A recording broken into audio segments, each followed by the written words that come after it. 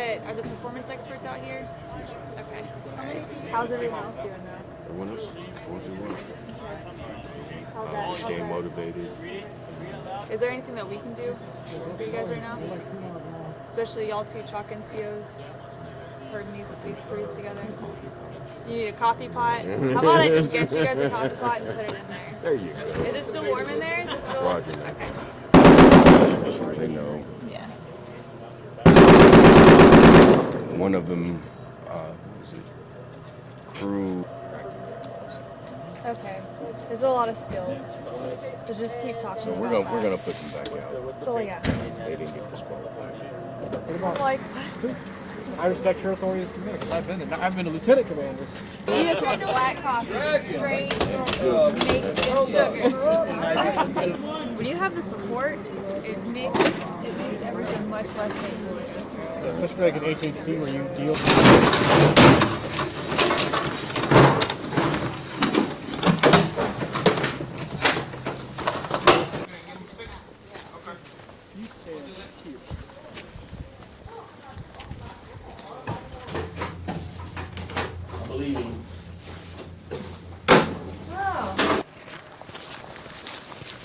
And then you want to length them?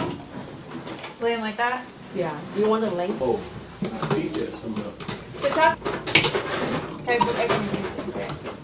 Yeah. All four. And then here's your 200 grams. Oh, just pull it right over there.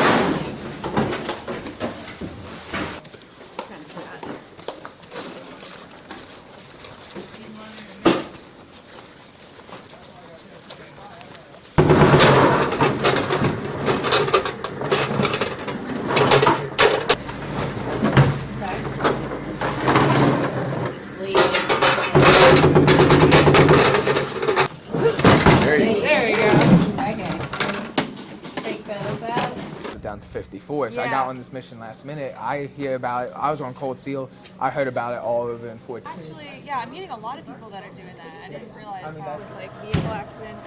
Okay. And this is a letter from Sergeant Major Daly. Okay. That we kind of want everyone to get eyes on. Okay. So I have like 4 copies for you. Okay. Hold on to it. Hand it out to your drivers, especially. Okay. You got it. Yes, ma'am.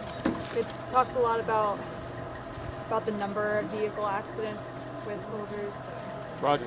Yes, ma'am. It's kind of an eye-opener. It was a drop the mic moment to Okay. kind of. It was like four casualties in 9 days. Yeah. Okay. Something No, pretty- I'll give it to them right now. Safety belt at all times. because all the also going to be doing. Also, ground guide procedures need to be in Ben, you gotta prevent accidents. You gotta help each other out, all right? Cool. You guys have any questions? Make sure you go back.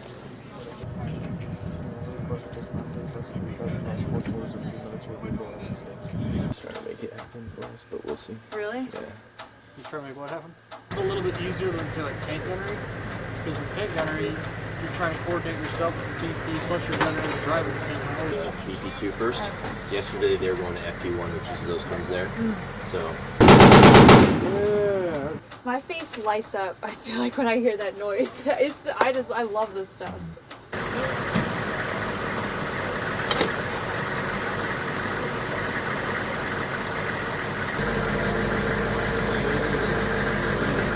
Dog.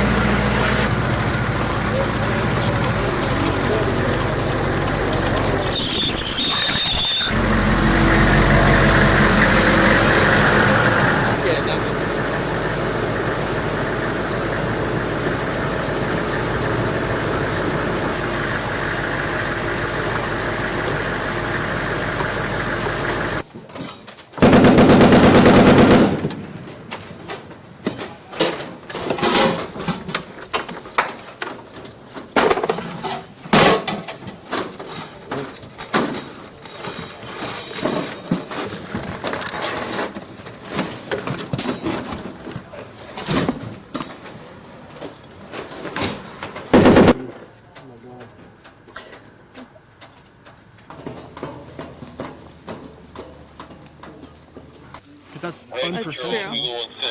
Always drives me nuts. Hands not. I was catching.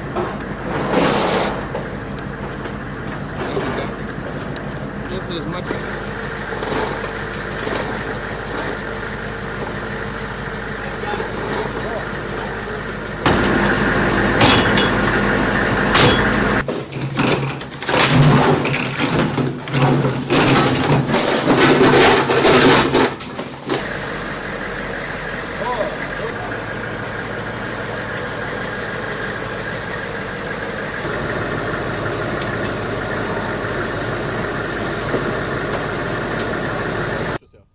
My name is First Lieutenant Christian Lewis. I am the HHC commander for the 329th Combat Support Sustainment Battalion out of Parsons, Kansas.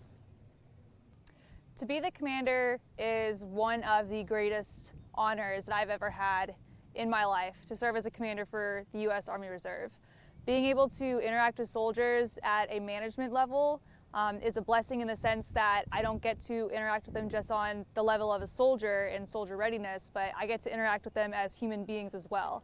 Not so much so like a parent, but almost as trying to act as a guardian and make sure that I'm looking out for them just as much as they're looking out for each other. Come here at Cold Steel. Some of the challenges that I've had to overcome while here at Cold Steel, one is actually exercising my responsibilities as a commander. I've never been in an environment where it's such a strong tactical mission trying to meet gunnery expectations. So acting as an HHC commander in this type of environment is different. I've also never had to work with so many different people in such a high visibility setting. So it's been interesting to try to bring as many people together that I don't know as possible in a command that I am familiar with, but others might not be. There are mobilization opportunities ahead for me in the near future, so I am preparing to assume command at an element overseas here soon. My biggest hobby is bodybuilding. I am actually a competitive bodybuilder. I've been bodybuilding for the last 2 years, and this year I'm planning to step on the national stage for the first time. Balancing Army life and fitness life, especially with a sport that I do, such as bodybuilding, is not easy.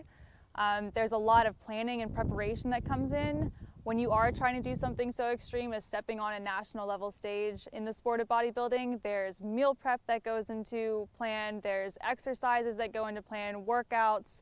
You have to think about every way that you're moving, whether or not you're getting your meals in on time.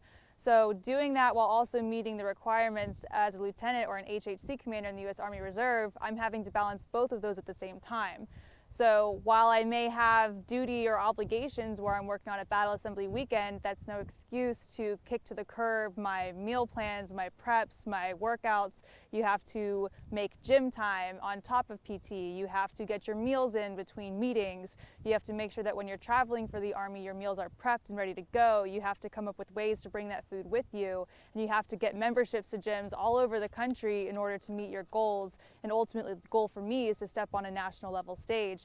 And you can't let excuses get in the way of making yourself look a different way on stage when you could have done more. Performances. So during 2018, I competed in 2 different shows. They were both regional shows and they were both national qualifiers. My first show in June 2018, I competed in 2 classes, both novice and open. I placed 2nd place in my novice class and 2nd place in my open class. Placing 2nd in my open class qualified me for a national show, which is the one I'm doing in 2019. In October of 2018, this past year, I competed at the Lee Haney Classic in Atlanta, Georgia, which was also a national qualifier, and there I actually won 1st place in my novice class, which no longer makes me a novice. I can no longer compete as a novice. I can only compete at the open level in the NPC, which is the National Physique Committee. So some of these soldiers that I am working with I have known for quite a while, and then again some of them I haven't. I've actually been a part of the battalion I'm the HHC commander for in the past, so some faces are familiar and some faces aren't. But as far as my interactions are concerned with them, it's like we've been family the whole time. One of the reasons I love being a commander is because I do have the opportunity to talk to them on a more personal level if I want to. And a lot of them have been very receptive to a new commander coming in and have been receptive to those conversations. So it's almost like not skipping a beat. When I took command, it's like I've almost been here way longer than I have been. For you. The Cold Steel experience has definitely been an experience. It's been a good experience. I think that it's opened my eyes and has really made me internalize what the meaning of the U.S. Army Reserve is and what the mission of the U.S. Army Reserve is now at this point. Our operational environment is changing, the dynamic of the Reserve is changing, and the overall perspective of what the Army Reserve stands for is changing as well. I think that we're getting back to a lot of our basic soldier skills that we are asking soldiers now in the Reserve to be the most lethal fighting force the military has ever seen through the Reserve. We're asking our soldiers to be at the level of the active component when we don't nearly get as many days as they do. So being able to be a part of a mission that is head running, what it means to, yes, your MOS is very important, but more importantly, it's important to be able to shoot, move, and communicate and just be a basic soldier, be lethal, be ready to fight and win America's wars. It is what Cold Steel is all about, and I'm happy to see that this is where the Reserve is going as far as that direction is concerned. My message to soldiers is just to go for it. There's absolutely no room for excuses. We are expected to be fit, ready to fight, and able to pass that APFT. And it is important now than ever to represent the Army in such a good light, especially with what we're asking the U.S. Army Reserve to stand for now at this point. So my message to soldiers overall is just go for it. Don't make excuses, prep those meals, get out there on the track, put your fitness first.